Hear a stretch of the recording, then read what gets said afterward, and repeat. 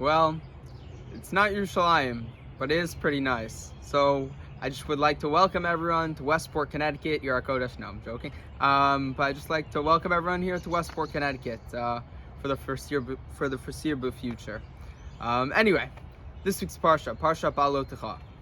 So, according to Rashi, Beha'alotcha, this word, the first Rashi in the Parsha, literally means raising. Just like a flame, a fire raises, goes up.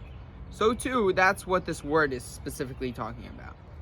Now, I personally had a problem connecting this theme of raising to the rest of the Parsha. I was thinking maybe like our goal is to raise other people up, but I couldn't really see how it really fit into the rest of the Parsha.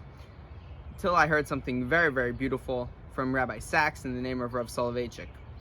Quoting Rav Soloveitchik's book from 1965, The Lonely Man of Faith, he says in the book, in the moral universe, success, when it leads to pride, becomes failure.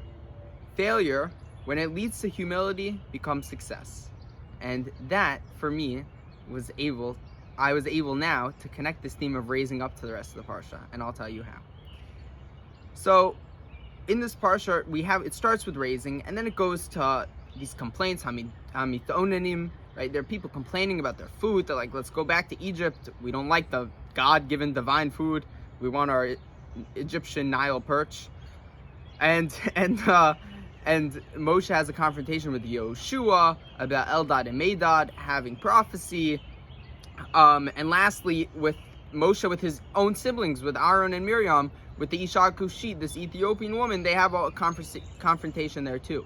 But in this last episode, after everything happens, the Torah says about Moshe, right? It says Anav Me'od. He calls him he has this trait of anava, of humility, and he has this me'od. He has it a lot. He's very humble. He's a very humility, I guess is the best way to put it. He has a lot of humility, and that is key. And just like in the Gemara and Brachot, where we say we bless the bad just as we do on the good, so too here we have complaining, we have all this stuff, but we still could learn from it. We could still take a lot out from it. As we say in the Gemara in Ta'anit, on Daf Zayin Amud Aleph, I'm learning it right now, we say that, the Gemara asks, why is Torah compared to fire? And then the Gemara answers, just like fire, it can't be lit alone, right? You have to go light a fire, it can't be lit by itself. So too, Divrei Torah, things of Torah, can't be accomplished by someone alone, right? It can't be fulfilled by someone alone. So we see here that Moshe, even though on the obvious level, when you read through this parsha, you're like, oh, these people are complaining, they're being so negative, it's terrible, it's ripping Moshe apart, it's making him angry inside. No, we need it, because that's why you have a chavrusa, right? If you're learning with a chavrusa, somebody's gonna get up, he's gonna yell at you, and you're yelling at each other, but you're learning, that's how you do it, or else you don't learn it. That's criticism is key. And that is exactly what we see in this week's parsha. So when I was listening to Rav Jonathan Sachs, he said that this week's parsha specifically is Hashem reminding us, and Moshe as well, the true power of one, being an anav, having this trait of humility, and two, not being alone. Twice in the Torah does it say lo tov, not good about things. Once, in the context, when it says it's not good for man to be alone, and twice, when Yitro sees Moshe leading alone and he says that's not good, right? 2 times in the Torah where we see lo tov, not good.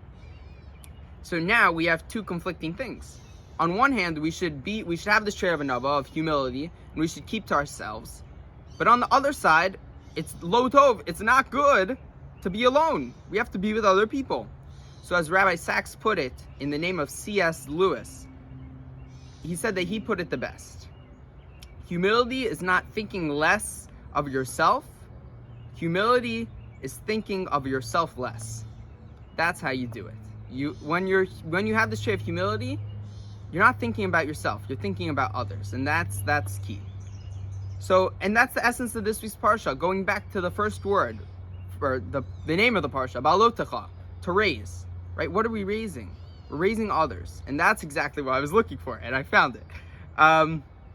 And we're all put on this world to raise each other up, right? To light each other's flames of Torah.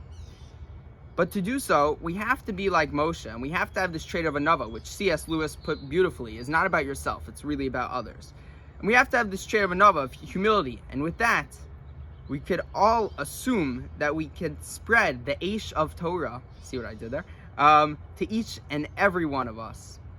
And with that, I would like to wish everyone Shabbat Shalom and give everyone a bracha that we both are able to fulfill the two things really highlighted in this week's Parsha. One, that we all should have this trait of anava, of true humility, just like Moshe Rabbeinu. And two, that we should know it goes symbiotically with not being alone. We can't be alone. Even if it's annoying, even if they're complaining, even if they're criticizing you, you have to take it and you have to learn from it. And that's the essence of this week's Parsha. So wish everyone again a Shabbat Shalom. Welcome to Westport.